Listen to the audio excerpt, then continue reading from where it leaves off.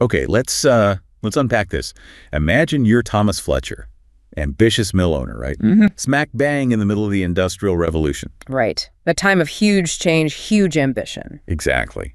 And to power your factory, secure your fortune, you decide, I need a reservoir, a massive one, on your land. Makes sense from his perspective. Water power was king. And you do everything by the book. You hire reputable, independent contractors, the best you can find, presumably. You'd think so. You delegate the technical stuff. As it fills with water, you're seeing the future, right? Yep. Not just a pool, but progress, profit. You feel you've taken every reasonable step. Covered your bases, or so you thought. But deep underground, there's this secret you know nothing about. A whole web of old, forgotten mine shafts. Ah, the hidden geology. Always a risk. And these shafts connect your land to your neighbors. Then one day, the sheer weight of your new reservoir, it finds a weak point. The ground just gives way. Catastrophe waiting to happen. For your neighbor, Joseph Rylands, it's instant, absolute disaster. A wall of water crashes into his active coal mine, destroys everything. Just wiped out. His entire livelihood gone in hours. And he did nothing wrong, absolutely nothing, yet everything's washed away. An innocent victim, completely. So when he confronts you, your defense is simple. And, on the face of it, completely fair. I'm sorry. But look, it wasn't my fault. I wasn't careless. I hired professionals. I did my due diligence, essentially. And you're right. From a certain point of view, you are. So who should bear the cost? The man ruined through no fault of his own. Or the man who inadvertently caused the ruin, also technically through no fault of his own in terms of negligence. That right there is the absolute heart of one of the most fascinating, enduring legal dilemmas, the kind that really reshaped accountability. Not just in the dusty law books, but in how we actually think about responsibility for these big, risky ventures. It's a really compelling story. And it ignites our deep dive today into something called strict liability and its ripples, which are surprisingly far-reaching even now. Oh, absolutely. It forces us to confront this fundamental question. When good intentions lead to, catastrophic outcomes, where does the buck truly stop? It's a foundational principle, Right. And what's truly remarkable, I think, is how that single case, Rylands v. Fletcher, born way back in the smog and steam of the Victorian era, Yeah, a different world. it still resonates with such potent force today. It really underpins so much of our thinking when we consider accountability in big industry, the devastating impacts of environmental damage. Huge issue now. And even the incredibly complex, often quite opaque networks of global supply chains. Right. It's a legal bedrock that continues to challenge our assumptions about who should ultimately shoulder the cost when things go catastrophically wrong, even when, no one involved actually intended for them to. That historical scenario, for me, it just really sets the stage perfectly. It paints such a vivid picture of, unexpected catastrophe, a moment where the legal world found itself truly challenged, didn't it? Grappling with a new kind of fairness, a new kind of justice almost. They had to find a way forward. The core question, like you said, wasn't about malice or even, obvious carelessness. It was, how do we assign responsibility when those traditional ideas of blame, like negligence, they just don't seem to fit the facts? That's the absolute crux of it. The Rylands v. Fletcher case wasn't just about settling a dispute between two specific individuals, Fletcher and Rylands. It actually laid down a legal rule that has echoed for, over a century and a half now? Wow, that long. Yeah. The House of Lords, which was then the highest court in the land, articulated this broad, quite powerful principle. Lord Blackburn, one of the key judges, put it very succinctly. He said, "The person who for his own purpose brings on his lands and collects and keeps there anything likely to do mischief if it escapes, must keep it in at his peril, and if he does not do so, is prima facie answerable for all the damage, which is the natural consequence of its escape." Prima facie. So, on the face of it, liable unless proven otherwise. Essentially, yes. The initial burden falls on them because they created the situation. So if I'm getting that right, it meant Thomas Fletcher had to pay. Full stop. Even though he did everything by the book, hired top-tier professionals, believed he'd taken all the right steps. That was the outcome, yes. On the surface, that feels quite harsh, doesn't it? As if good intentions, doing your due diligence, hiring the best people, it just isn't enough sometimes. It can certainly strike us that way at first glance, absolutely. We're sort of wired, aren't we, to associate responsibility with fault someone actively doing something wrong. Right, someone being careless. But if we connect this to the sort of broader philosophy of the law, the court fundamentally believed it was more equitable, more fair for the person who created this significant, albeit perhaps unintentional risk to absorb the loss. Okay, I see the logic there. They decided this was preferable to having an innocent neighbor, like Justice Rylands, suffer devastating loss through absolutely no fault of their own, zero control over the situation. Yeah, he was just minding his coal. Exactly. And this is precisely why liability under Rylands v. Fletcher is so intrinsically linked with this concept of strict liability. Now, it is crucial to clarify a nuance here, especially in English law. While we call it strict, which means you can be held liable even if you exercised all due care. So even if Fletcher was super careful. Right. It's not a complete no-fault system in every single iteration or application. A fault element specifically concerning unreasonable risk-taking or the introduction of an unusual or non-natural hazard onto the land, that still matters. Okay, so it's not automatic liability just because something escaped. Not entirely automatic in all circumstances, no. It's distinct from proving traditional negligence, where you'd have to pinpoint a clear breach of a specific duty of care. The strictness lies more in shifting the burden and focusing on the nature of the activity itself, the inherent risk, rather than just the defendant's specific conduct at the exact moment of harm.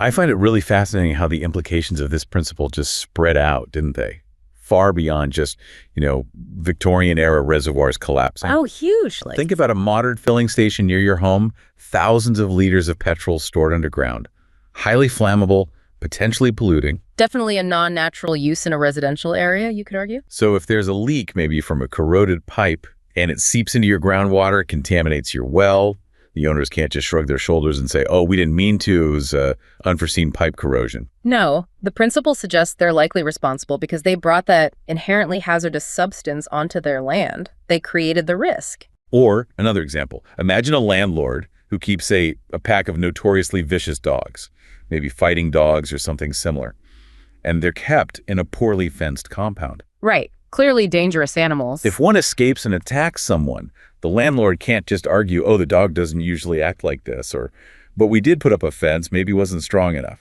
No, the law looks at the inherent danger they introduced by keeping those specific animals, the exceptional risk they created by doing so. The Animals Act often imposes strict liability here, too. Those analogies, they really perfectly illustrate the protective nature of this rule, don't they? For the innocent bystander, the person affected, who had no control. It fundamentally shifts the burden. That's the key. You don't necessarily have to prove the defendant was careless in their day-to-day operations, which can be incredibly difficult. Yeah, getting evidence inside a company or operation. Tricky. Very. Instead, you primarily have to show that the dangerous thing they introduced, whatever it was, escaped from their control and caused you harm. It streamlines the path to justice, in theory, for victims of these inherently risky activities. That brings up a really critical question, I think, for many of us who aren't legal scholars. What's the actual difference between this strict liability and the more common negligence we typically hear about in, say, personal injury cases? They sound similar on the surface, but there must be a profound distinction. It's a crucial distinction, absolutely, and one that often causes confusion, even among lawyers sometimes. In most personal injury claims, particularly those arising from everyday accidents, slips, trips, car crashes. Right, the usual stuff. You typically have to prove negligence. This requires demonstrating several key elements step by step. First, that the other party owed you a duty of care. Meaning they had a legal obligation to be careful towards me. Exactly. Second, that they breached that duty. They failed to act as a reasonable person would have in similar circumstances. They fell below the expected standard. And third, that this specific breach directly caused your injuries. There needs to be a clear causal link. We look for things like foreseeable harm, a relationship of proximity between the parties, and whether it's fair, just, and reasonable in the eyes of the law to actually impose that duty and hold them accountable. And the burden of proving all that is squarely on the claimant. The person bringing the lawsuit has to prove every single one of those elements. It's all about the defendant's conduct, what they did or didn't do. Right, but with strict liability. The whole paradigm shifts dramatically. The defendant can be held responsible for harm even if they weren't negligent or at fault in that traditional sense. They might have taken all reasonable precautions, followed best practice. And still be liable. Potentially, yes. The focus moves away from the defendant's conduct and zooms in on the nature of the product or the activity itself, if the law considers these inherently dangerous or abnormally risky. Like the reservoir or the petrol or the dogs. Precisely. Then the party in charge of them may be strictly liable. A prime example in the UK today is the Consumer Protection Act 1987. This imposes strict liability on manufacturers, distributors, and sellers for injuries caused by faulty products. Faulty products. Okay. So under that act, you generally only need to prove the product had a defect, and that defect caused you harm. You don't usually need to prove that the manufacturer was careless in its design or production process. So let's say, I don't know, a new electric kettle explodes or a new car part fails catastrophically, causing an accident, or maybe contaminated food makes you really ill. Right. You don't need to hire engineers to unravel the manufacturer's entire production line or get internal documents to prove quality control breakdowns or figure out how or why they slipped up. Generally, no. That's the point. It's a fundamental change in how justice can be sought. It simplifies the legal battle immensely for the injured party, the consumer. That makes a huge difference. It really does. And as we mentioned, this principle also applies under the Animals Act 1971 for owners of dangerous animals. You often just need to prove they kept a dangerous breed that caused injury. Right. And it's relevant for those exceptionally dangerous situations. Transporting hazardous materials, storing large quantities of explosives, large-scale blasting and demolition. In these specific high-risk cases, the defendant is often responsible without the need to show direct negligence or malicious intent. Wow. In fact, in many strict liability cases, the burden of proof can even shift onto the defendant to disprove liability or establish a valid defense. It essentially says, look, you chose to engage in this highly risky activity, so if something goes wrong, you bear the consequences unless you can prove some exceptional circumstance applies. That's a powerful, really crucial shift in the burden. It makes it significantly easier potentially for victims to seek recourse. But what kind of defenses can a defendant even bring in such a case if negligence isn't really the main issue? It sounds like they're starting on the back foot. It certainly presents a challenge for defendants, no question. They might try to argue, for instance with the product liability claim, that the product was actually free from defects and met all relevant industry standards when it left their control. So the defect happened later. That would be the argument, yes. Or that the defect arose after it left their possession, maybe due to misuse or damage by someone else. They could also present evidence of other possible causes for the claimant's injuries, perhaps a pre-existing medical condition, a completely unrelated event, or significant user error on the claimant's part. Anything to try and break that causal link between their product or activity and the harm. Okay, makes sense. They might also, of course, challenge the extent of the claimant's injuries, arguing they are exaggerated or not as severe as claimed. More specifically to strict liability itself, a defendant might argue that the claimant knowingly and voluntarily took on the risks involved the defense of valenti non fit injuria. Like consenting to the danger. Exactly. Or they might argue that the claimant used the product in a completely unintended, unforeseeable, or even reckless way that directly caused their own harm. Right. Using it totally wrong. However, applying this in practice isn't always straightforward for the courts. It reveals the complexity simmering beneath that seemingly simple rule. I'm thinking of a particular case involving breast implants, Foster v. Biosil, which went to the Court of Appeal. Breast implants, okay. What happened there? The claimant alleged her implant was defective because it ruptured. Straightforward enough on the face of it. But the defendant, Biosil, argued that the claimant had to prove the cause of the defect, not just the fact that it failed. So why it failed, not just that it failed. Precisely. And the judge ultimately sided with the defendant on that point. The court argued that while strict liability under the Consumer Protection Act overturns the need to prove negligence in production, it doesn't automatically reverse the burden of proof for the cause or the specific mechanism of the defect itself. That sounds like a problem for the claimant. It created a formidable practical hurdle. How does an ordinary person prove the specific biomechanical reason why an implant failed? To explain the mechanism of failure in a complex medical device effectively demanded access to potentially proprietary manufacturing information, highly specialized forensic expertise. Things often way out of reach for a private individual claimant. Yeah, impossibly expensive and difficult. Exactly.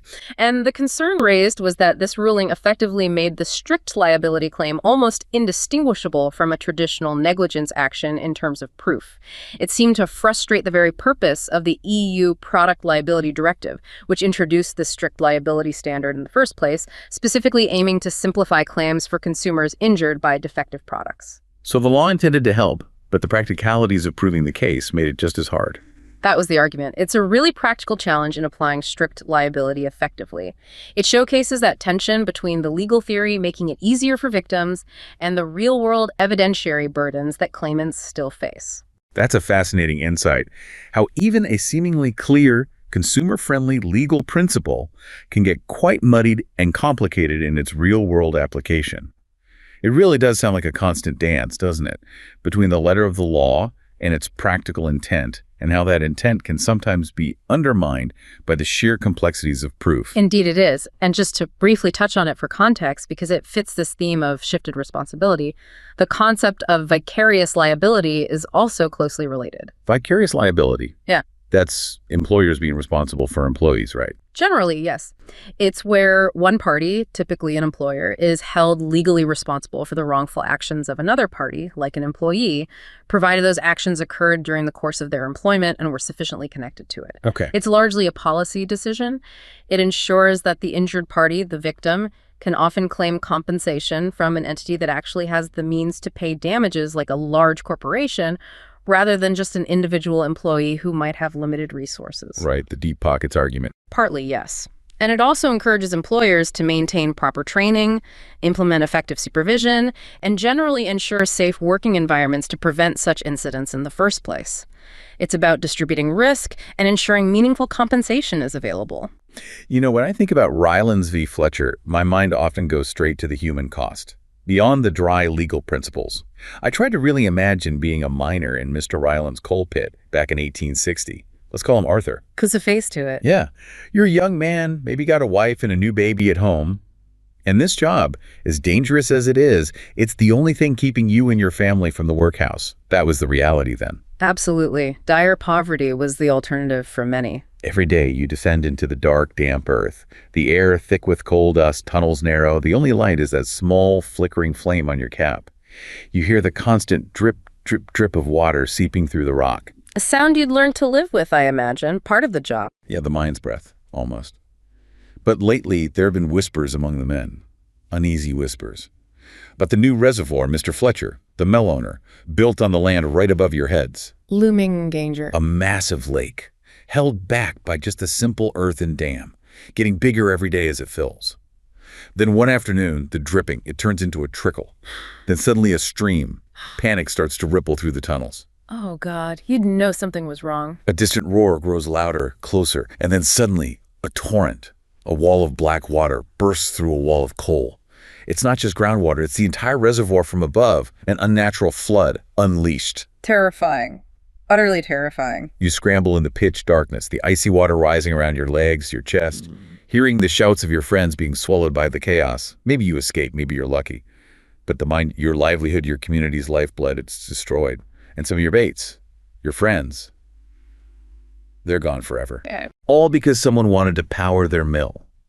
Maybe without ever really seeing, or perhaps considering, the faces of the men working in that terrifying darkness just below. That vivid image which so powerfully reflects that profound, often tragic disconnect between industrial ambition and its human consequences, it's incredibly potent because it captures why this principle of strict liability became so vital. Yeah. That fear, that absolute terror, and the complete loss of livelihood through no fault of your own, that is the human reality that strict liability attempts to address.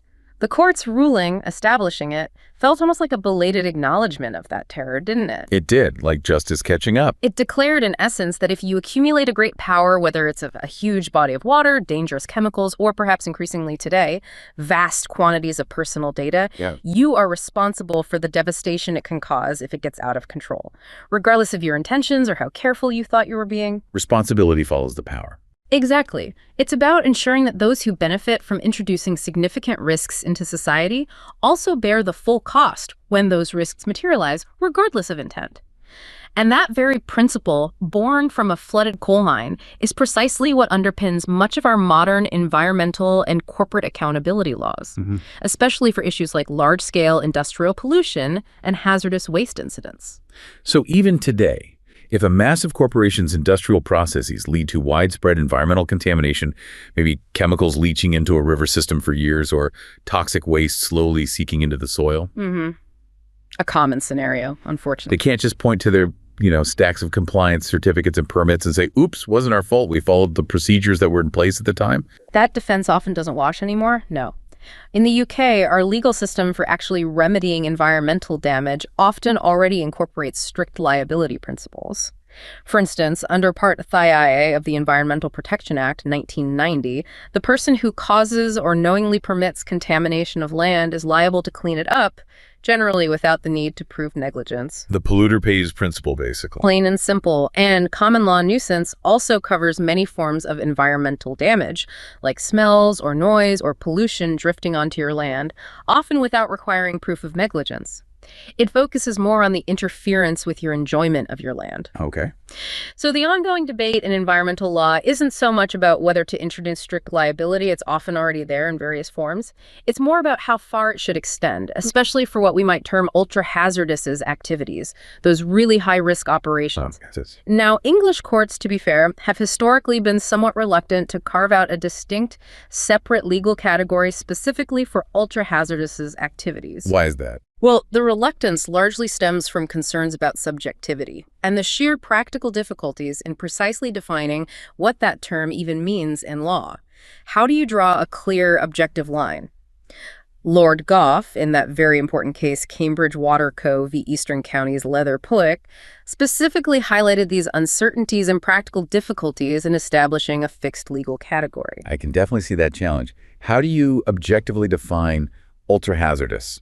When one person's acceptable risk, maybe for economic benefit or jobs, is another person's terrifying nightmare. Exactly. Does it depend on what society values at that particular time or what's considered normal for a specific industry? Even if that industry is inherently dangerous, it feels like a moving target. That's precisely the challenge that legal scholars like Peter Kane and Donald Nolan have raised. They've pointed out that what constitutes acceptable risk is inherently subjective, it's culturally influenced, and it's constantly evolving with technology and societal values. Like asbestos use, maybe. Once normal, now unthinkable. A perfect example. They questioned if it's even practicable to frame a fixed legal classification for ultra-hazardous activities that wouldn't quickly become outdated or unworkable. However, my view, and that of others, is that it's ultimately unwise to leave the governance of genuinely ultra-hazardous activities purely to statutory regulation-specific laws covering specific things. Because laws can't cover everything. Exactly. A fixed list of regulated activities can't possibly cover infinite future possibilities. There will always be gaps as new technologies, new chemicals, new industries emerge. We need a flexible, consistent working definition within the common law itself to address those unforeseen, high-consequence risks. Okay, so how have others tried to define it? You mentioned American jurists. Yes, they've certainly tried to tackle this thorny issue. For instance, Section 520 of the first edition of the American Law Institute's Restatement of Torts defined an activity as ultra-hazardous if it met two conditions. First, it involves a risk of serious harm that cannot be eliminated by utmost care. Cannot be eliminated. That's a key point, isn't it? Liability even with due diligence. Critical. And second, that the activity is not a matter of common usage. Not of common usage. That still sounds a bit vague to me, and maybe even a little out of step with how society actually operates. What does common even mean in that legal context? It's problematic. Like, is a nuclear power plant common usage if you happen to live near one and depend on it for your electricity, even though it's undeniably ultra-hazardous under UK law? Good question. Or explosives in a remote mining town, if that's the local industry. They're commonplace there, but they still carry immense danger. It feels like that definition might miss some important nuance about context. You've absolutely hit on a key point of contention with that particular definition. The notion of common usage is indeed vague, and you could argue, from a policy standpoint, potentially incoherent. Because there are clear examples of activities we'd all agree are ultra-hazardous that are, in certain specific contexts, undeniably in common usage. Like the nuclear plants and the mining explosives. Precisely. Nuclear power plants are explicitly recognized as ultra-hazardous by the Nuclear Installations Act 1965 here in the UK, and they're subject to a very strict liability regime. Yet many communities rely heavily on them for power. Or, as you said, explosives in a mining town, commonplace for that industry in that location, but still inherently highly dangerous if mishandled. So context is everything. The reality is that the level of risk considered unacceptable for an ultra-hazardous activity should, and I think often does, depend on the specific context and locality. Storing nerve gas is different in a military base versus a city center. Okay, so if that definition is flawed, what's a better approach? You mentioned a more calibrated framework. Yes, there's a proposed framework that tries to address these complexities and find a more workable middle ground. It involves 2 stages. First, we need a clearer, more objective way of defining the activity itself as ultra-hazardous.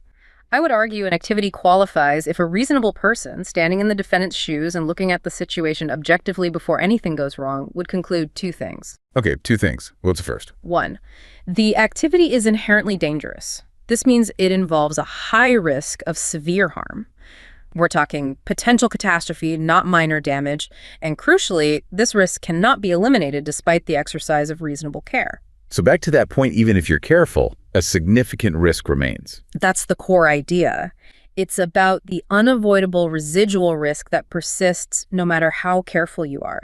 Think large-scale chemical manufacturing, maybe genetic engineering, things with potentially huge unforeseen consequences. Okay, inherent danger that can't be eliminated by care. What's the second part? And 2, the activity is not of common usage, but using that term in a more refined contextual sense. This doesn't mean it's never done anywhere in the world. It means it is neither customarily nor contextually appropriate to the specific locality where it's being conducted. Ah, so specific to the place. Yes.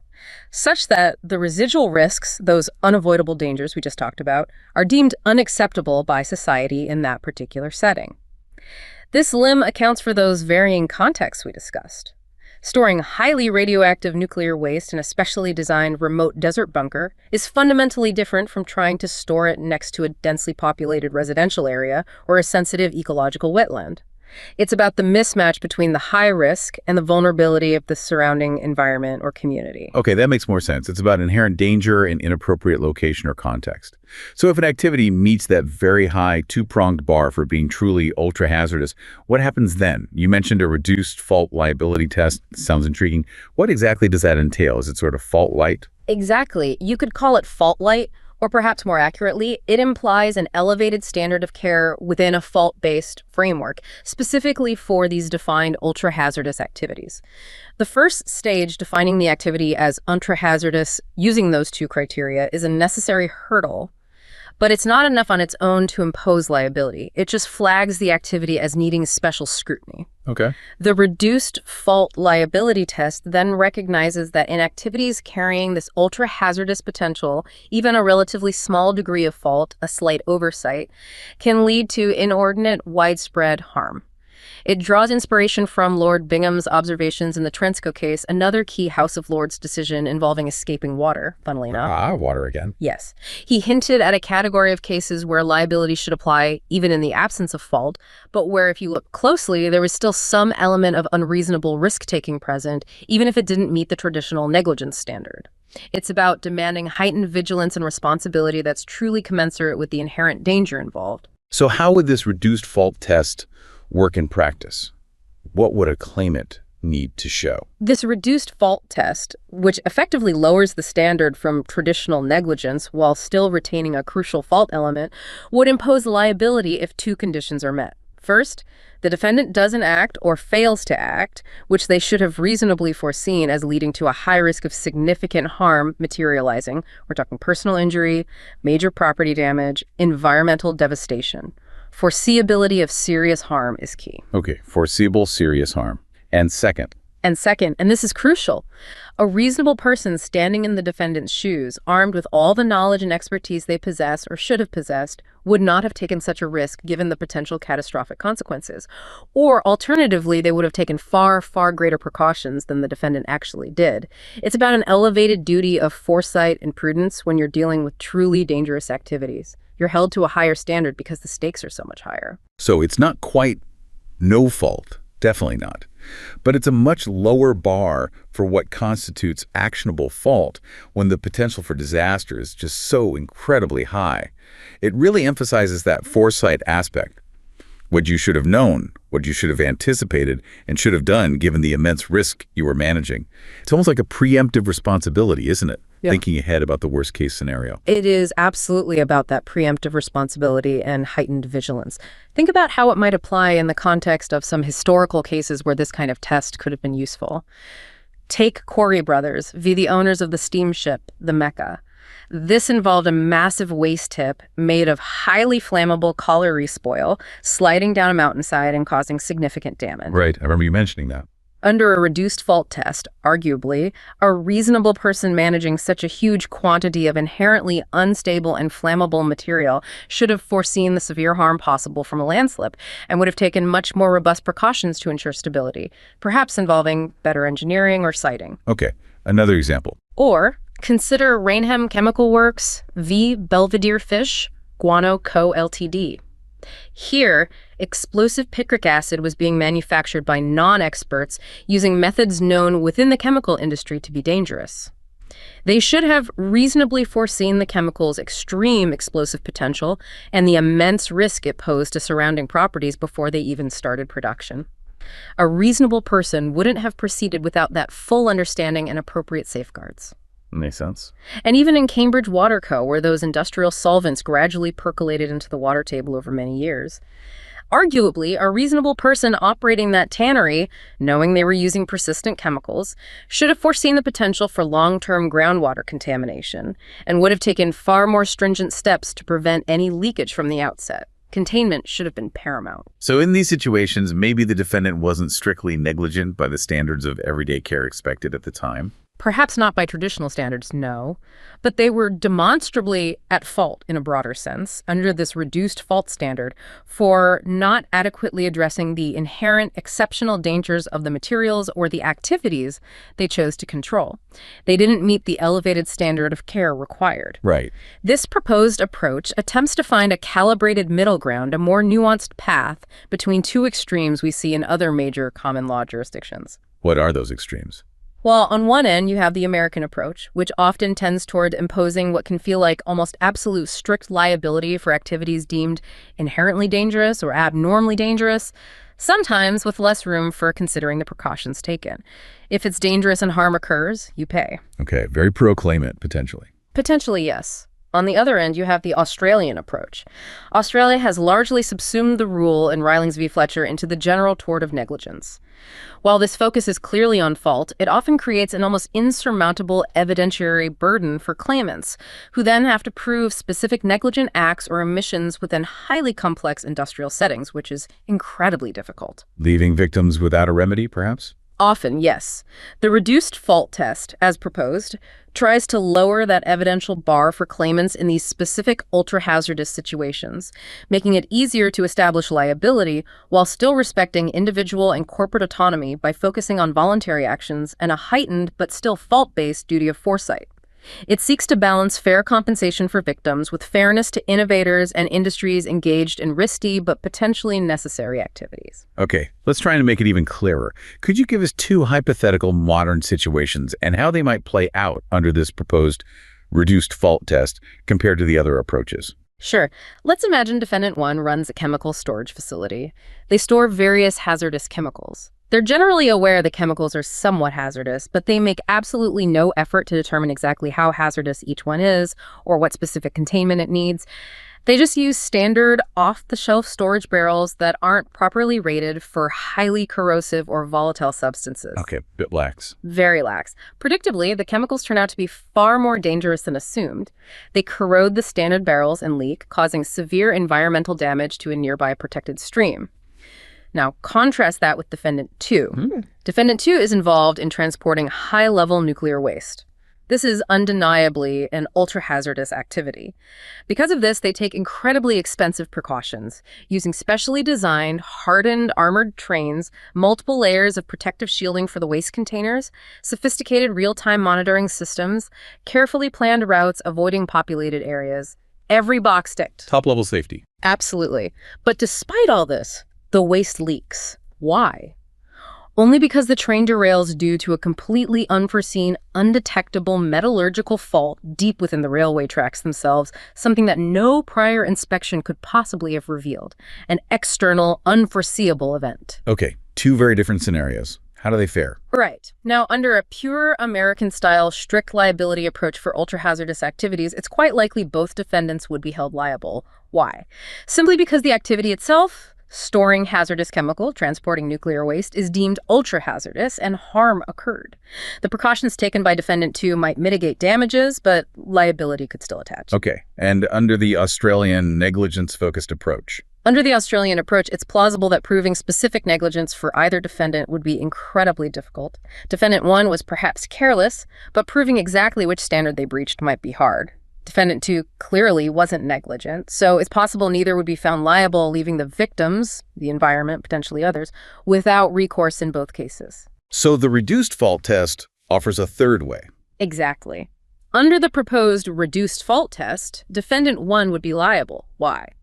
Because they engaged in an inherently risky activity storing potentially hazardous chemicals, and they clearly should have reasonably foreseen the high risk of harm if containment failed. Crucially, a reasonable person in their shoes would not have taken the risk of storing potentially highly hazardous materials without first determining their full hazard potential and ensuring they used appropriately rated secure containment. Their fault lies squarely in that unreasonable risk-taking and the failure to exercise the heightened due diligence demanded by the potential danger. Okay, makes sense. What about Defendant 2, the nuclear waste transporter? Defendant 2, however, despite the undeniably foreseeable high risk associated with transporting nuclear waste, would not be liable under this specific test. Yes, the activity is ultra-hazardous, but they took extensive industry-leading state-of-the-art precautions.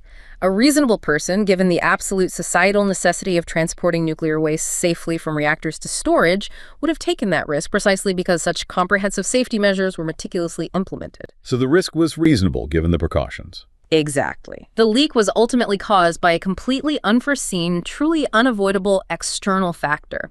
The hidden track fault, not by any failure in their elevated duty of foresight or any unreasonable risk-taking on their part. They met the heightened standard of care. It demonstrates how this framework allows for a more nuanced, calibrated response. It can hold careless actors in high-risk industries accountable while not unduly penalizing those who take responsible, necessary risks with the utmost care. It promotes genuine safety while still allowing for necessary, albeit inherently dangerous, activities.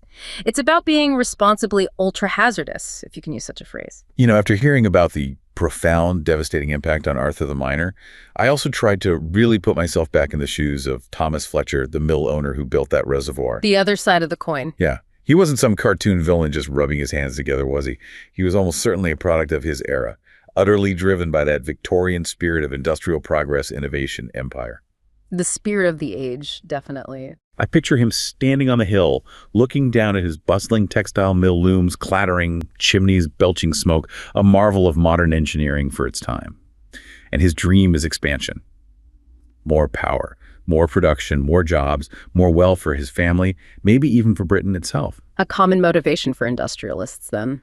To achieve that, he needs more reliable water power. And that immense reservoir, it's his answer. It's a grand, bold testament to his ambition, his vision for the future. He genuinely believes he's doing good. Building something great. And he doesn't cut corners, not intentionally. He meticulously hires reputable independent engineers and contractors, the absolute best available at the time he believes, to design and build it. They assure him it's solid, state-of-the-art, built to last. He trusts the professionals. He truly believes he's done everything right, taken every reasonable step. He relied on expert advice. Then comes the devastating news. The dam has failed. Water has flooded his neighbor's mine. Catastrophic damage, maybe even lives lost. I imagine his initial shock morphing into this profound, perhaps defensive, anger. Disbelief and denial, probably. It wasn't my fault. He must have insisted, maybe to his wife, maybe to his bewildered lawyers. I hired the best men available. I was not negligent. How could this happen? He likely saw himself not as a perpetrator, but as a victim too. A victim of his contractor's hidden mistake, maybe some unforeseen geological anomaly nobody could have known about. Blaming the circumstances, the unknown unknowns. Yet the courts, ultimately, told him the responsibility was his, and his alone. His grand dream of progress had suddenly morphed into a terrifying nightmare of unexpected, potentially ruinous liability. This dual perspective, I think, is incredibly powerful because it highlights that these catastrophic failures often stem not from malice or obvious carelessness, but maybe from a fundamental failure to fully appreciate and account for the inherent, profound risks involved in these large-scale projects. This perspective is absolutely crucial, you're right, because it highlights that catastrophic failures, especially in complex industrial endeavors, often stem not from intentional malice, but from exactly that. A failure to fully appreciate inherent risks and the potentially devastating knock-on consequences of introducing powerful new forces into an environment. Underestimating the danger. Precisely. The Rylands v. Fletcher rule, viewed in this light, acts as a profound, indeed quite sobering lesson for industry, both then and now. It essentially compels innovators, entrepreneurs, enterprises to own the full life cycle of their creations, especially their latent potential for disaster. Owning the whole impact. Yes. It means you can delegate the work of construction or operation to contractors or employees, but you ultimately cannot delegate the final, ultimate responsibility for the dangerous forces you choose to harness and unleash into the world for your own purposes. This principle is arguably more relevant than ever for businesses today, particularly those engaged in activities involving inherently dangerous substances or large-scale, high-impact operations. So, bringing this all right back to the modern day, the present reality for businesses, what does this actually mean for UK companies now? How do they navigate this strict liability landscape, especially regarding their risk mitigation strategies and the absolute necessity of having comprehensive insurance? It sounds like they have to be prepared for almost anything, any consequence. They do, increasingly so. And the answer is they absolutely must have robust, forward-thinking risk mitigation strategies embedded in their operations. This needs to be coupled with comprehensive and often very specialized insurance coverage tailored to their specific risks. Let's look at a concrete example that really illuminates the modern interpretation, particularly regarding Fire the Gore v. Standard case. This was a very important Court of Appeal decision for property owners and their insurers. Right, the tire fire case you mentioned. That's the one. A tire supplier, Mr. Stannard, had an electrical fire start accidentally in his workshop. Unfortunately, this fire then spread incredibly rapidly, fueled by his large stock of tires stored on the premises, and it jumped to his neighbor's property, completely destroying it. A total loss for the neighbor. Devastating. So what were the legal claims? The neighbor sued Mr. Stannard. The claim in negligence failed because the court found Mr. Stannard had actually done everything reasonably expected to prevent an electrical fire, regular checks, proper wiring, etc. He wasn't careless in that respect. However, the strict liability claim under Rylands v. Fletcher initially succeeded at the first instance court. So strict liability seemed to apply at first. Yes. The lower court thought the large quantity of tires constituted a non-natural use, creating exceptional danger. But the appeal changed things significantly, didn't it? As you recalled, this case dramatically restricted the application of strict liability specifically for fire damage, making it much harder to succeed on that basis. How did the Court of Appeal reason that? The Court of Appeal overturned the lower court's decision quite decisively. They made a very clear pronouncement. There is no special, separate rule for fire cases that automatically imposes strict liability. Instead, the general principles of Rylands v. Fletcher, including all its requirements, must apply fully, just as they would to escaping water or chemicals. Okay, no special fire rule. What were the key points? The critical points made by the Court of Appeal, which have really shaped the law in this area since, were these. First, for the Rylands v. Fletcher rule to apply, the dangerous thing that was brought onto the land must itself escape. It can't just be something that fuels a fire which then escapes. The thing itself must escape. Exactly. In Gore, the tires themselves, although highly flammable, were not what escaped. They stayed on Mr. Stannard's property. It was the fire that escaped. A fire started by an accidental electrical fault and then fed by the tires. The court said tires themselves aren't easily set alight spontaneously and don't inherently pose a danger that escapes on its own in the way water from a burst reservoir or chemicals leaking from a faulty tank might.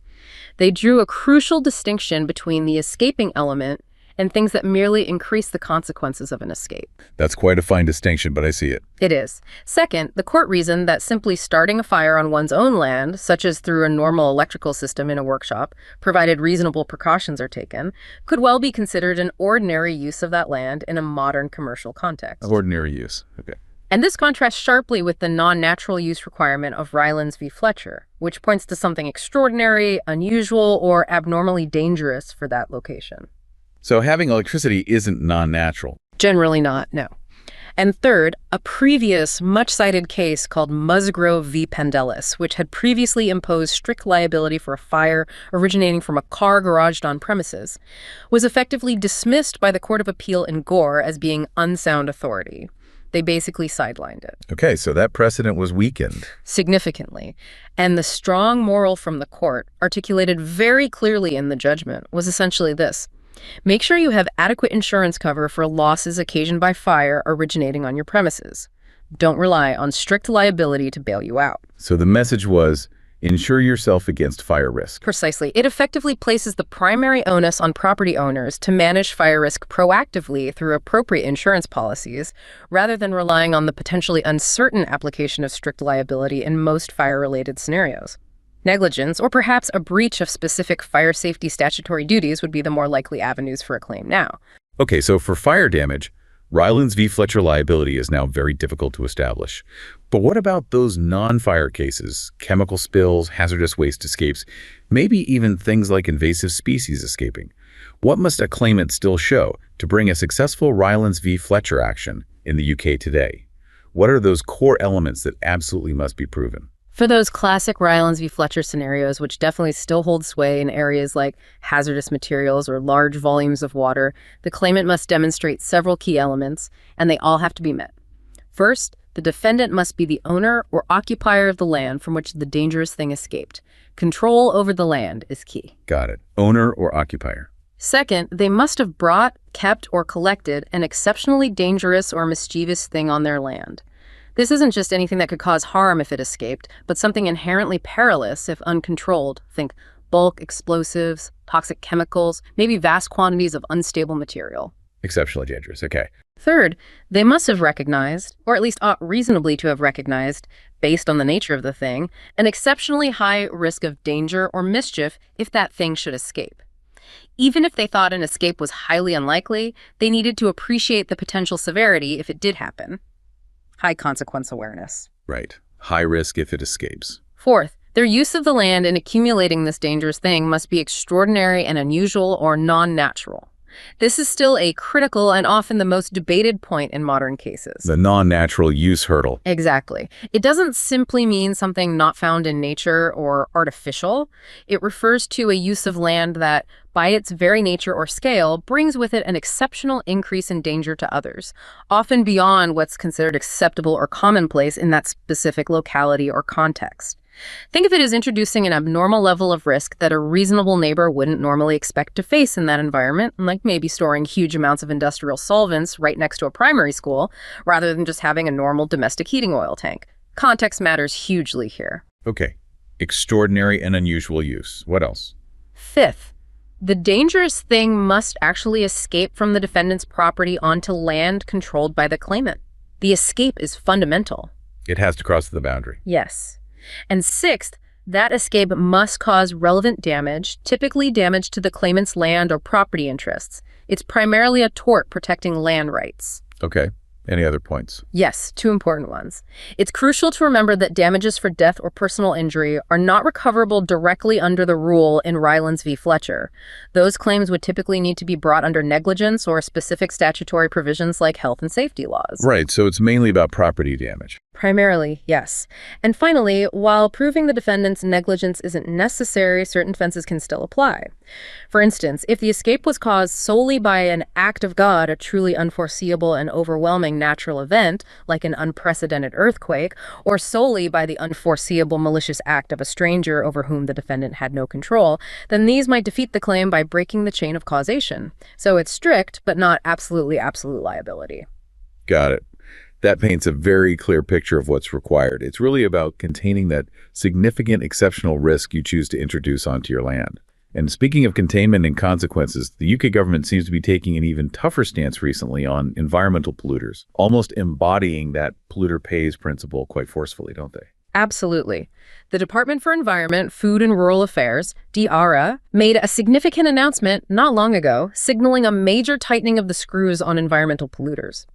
They declared that companies responsible for polluting the environment can now potentially be hit with unlimited financial penalties directly from the Environment Agency. Unlimited? Wow. Yes, they've completely scrapped the previous £250,000 cap on what are called variable monetary penalties, or VMPs, and they've also dramatically expanded the range of environmental offenses these potentially unlimited penalties can cover. It's a very clear and emphatic statement intended to ensure that polluters always pay, and potentially pay very, very heavily indeed. Unlimited fines. That's certainly an incredibly strong message. It must be designed primarily as a deterrent, right? It means corporate balance sheets could be seriously impacted, not just absorb a preset, predictable penalty. It is undoubtedly intended as a powerful deterrent. Yes, that's precisely the intent.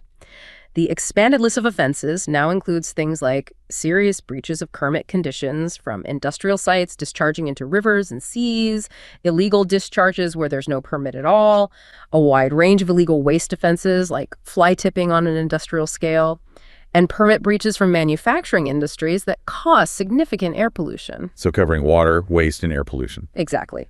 And in quite a progressive move, the government has also stated that money collected specifically from penalties imposed on water companies will be reinvested directly into a new water restoration fund. This fund is specifically earmarked to support projects aimed at improving local water quality and biodiversity. It demonstrates a tangible link between enforcement action against polluters and actual environmental benefit. That's good to see. Money going back to fix the problem. Yeah, it is. But the direct financial penalties and the traditional environmental offenses are really only part of the evolving picture of corporate accountability. Beyond these, we're also seeing a very significant and frankly escalating increase in what's known as ESG litigation risk for UK-headquartered companies. ESG, environmental, social, and governance. That's right. This encompasses legal challenges related to a company's environmental impact, its social responsibility, including critical issues like human rights and labor conditions, and its corporate governance practices, particularly concerning operations happening overseas, often within their complex supply chains or subsidiaries. So hang on. A UK company, headquartered here, can potentially be held accountable in our UK courts for something that happens in, say, a subsidiary's factory halfway across the world, even if that subsidiary is technically a separate legal entity in another country. That sounds incredibly complex, extending liability far beyond direct UK operations. It is complex, absolutely, and it represents a profound potential extension of corporate responsibility. Key Supreme Court decisions here in the UK have set some groundbreaking precedents in recent years. Cases like Vedanta Resources, Fletcher v. Lungo, concerning pollution from a mine in Zambia, and HRH Emir Okpabi v. Royal Dutch Shell Fillet, regarding oil spills in Nigeria, have established that parent companies, even those simply domiciled here in the UK, can be held legally liable for the harmful actions of their foreign subsidiaries. How does that work? On what basis? The liability can arise if the UK parent company exercised significant operational control over the subsidiary, or provided extensive advice or mandatory group-wide policies that contributed to the harm. But crucially, liability can also arise if the parent company simply holds itself out in its public documents, things like glossy annual reports, sustainability reports, or group-wide ethical policy statements as exercising control or setting standards for its entire global operation. So what they say they do matters, even if the reality on the ground is different. Precisely. It can effectively create an assumed responsibility in the eyes of the law. This has set a relatively low bar, legally speaking, for claimants from developing countries who often face huge barriers to justice locally to bring their cases against these multinational parent companies here in the UK courts. It bypasses the often insurmountable challenges of litigating complex environmental or human rights cases in their home jurisdictions. That's a game changer. It really is. And the potential liability can even extend beyond direct parent-subsidiary relationships, potentially reaching further down into the broader supply chain. A really significant case illustrating this is Hamida Begum v. Moran, UK Limited. What happened there? In this instance, a UK-based shipping agent, Moran, was found by the court to have an arguable duty of care, meaning a potential legal responsibility for a worker who was fatally injured at a notoriously dangerous shipbreaking yard in Chittagong, Bangladesh. Now, this yard was a third party in their business dealings, not a subsidiary they owned or directly controlled. They were essentially acting as a broker for the sale of an old ship. So how could they be responsible for safety at a yard they didn't own?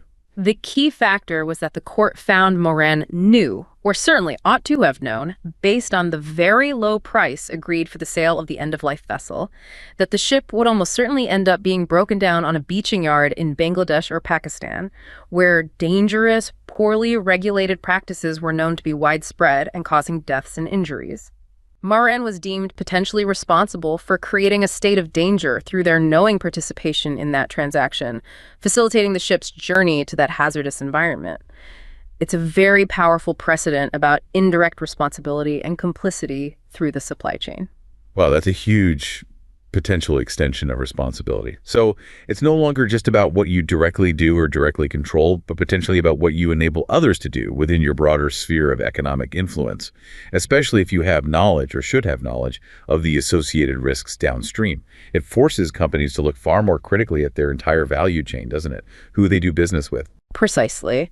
It's a definite shift from focusing purely on direct causation towards a broader sense of systemic responsibility and due diligence throughout the value chain. And in a very recent and highly publicized case, Limbu v. Dyson Technology Ltd., the Court of Appeal made another important ruling in this area. Dyson, the vacuum cleaner company, what was that about? Yes. The court ruled that the UK was the most appropriate jurisdiction, the right place, for a lawsuit brought against the UK parent company, Dyson, by migrant workers. These workers alleged they were trafficked and subjected to forced labor conditions, debt bondage, and abuse at factories in Malaysia that supplied Dyson with parts and components. But Dyson didn't own those factories. No, they didn't own those specific factories outright. They were third-party suppliers. However, the court considered several factors in deciding the case should be heard in England. These included Dyson UK's domicile here, the fact that its group-wide supply chain policies and ethical standards apparently originated from its headquarters in England, and, very significantly, the profound inequality of arms that would exist if the claim had to be heard in Malaysia. Inequality of arms, meaning the workers wouldn't stand a chance legally. Essentially, yes. The court acknowledged the claimants' profound funding issues, their lack of access to adequate legal aid or representation in Malaysia, and the immense practical challenges they would face in litigating complex claims against powerful corporate entities in a foreign jurisdiction where they were vulnerable migrants. Allowing the case in the UK was seen as providing a more realistic path to potential justice. So access to justice was a key factor. A very key factor. So while formal, legally binding regulatory standards for human rights and environmental due diligence across global supply chains are still evolving internationally, this clear trend of increasing litigation risk here in the UK is creating a very compelling commercial imperative alongside the ethical one for UK companies to significantly advance their efforts in this area. It's no longer just about managing public relations or publishing glossy reports. It's about managing hard legal and financial risk. So what's the best strategy for companies then? The best strategy really remains proactive, appropriate, and risk-based due diligence throughout their operations and supply chains. This is often modeled on internationally recognized frameworks like the UN Guiding Principles on Business and Human Rights, UNGPs. These principles provide a clear framework for businesses to respect human rights, actively identify and assess potential adverse impacts associated with their business, prevent or mitigate those impacts, and provide for or cooperate in effective remediation, effective remedies for victims when harm does occur. It's about embedding respect for people and planet into core business strategy, driven increasingly by both ethical considerations and hard-nosed legal and reputational pressure. Systemic change is happening, albeit perhaps slowly. #tag outro. Well, this deep dive into Rylands v. Fletcher and its modern echoes has been quite the journey, hasn't it? From the Victorian-era reservoir collapse that inadvertently flooded a neighbor's coal mine. A single localized disaster, really. All the way to these incredibly complex modern-day challenges of corporate accountability for human rights abuses or environmental damage occurring in sprawling global supply chains thousands of miles away. It's a huge leap in scope, but the core questions linger. The core dilemma, it remains surprisingly consistent, doesn't it? Who truly bears the cost when harm occurs, especially when direct, provable fault isn't immediately clear or easy to establish? Exactly. Who pays for progress when it goes wrong? It really shows how even the oldest legal principles, born in a very different world, continue to evolve, finding new applications and demanding new levels of responsibility in our ever more intricate and interconnected global economy. It truly does. The story of Rylands v. Fletcher isn't just some historical footnote you read about in law school and forget. It's a living, breathing principle in many ways. It continues to shape how we understand and assign responsibility for the inherent risks we, as individuals and corporations, introduce into the world around us. Yeah. It stands, I think, as a powerful testament to the enduring idea that those who create significant ventures, those who choose to harness powerful forces, be it water, chemicals, data, or capital for their own benefit, ultimately bear a deep-seated responsibility for the consequences when things inevitably, sometimes catastrophically, go wrong. A responsibility that can't just be delegated away. Precisely. It ensures, or at least strives to ensure, that when the ground beneath someone's feet is unexpectedly washed away, whether literally by water or figuratively by pollution or exploitation, the law provides some path, however difficult, towards justice and accountability. Well, it certainly makes you think twice about building any backyard reservoirs, doesn't it?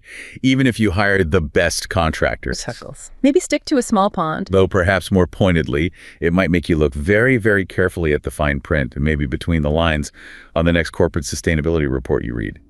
The law, it seems, is clearly watching, and it's asking some very big, very tough questions about who's truly accountable for the often hidden, unexpected costs of progress.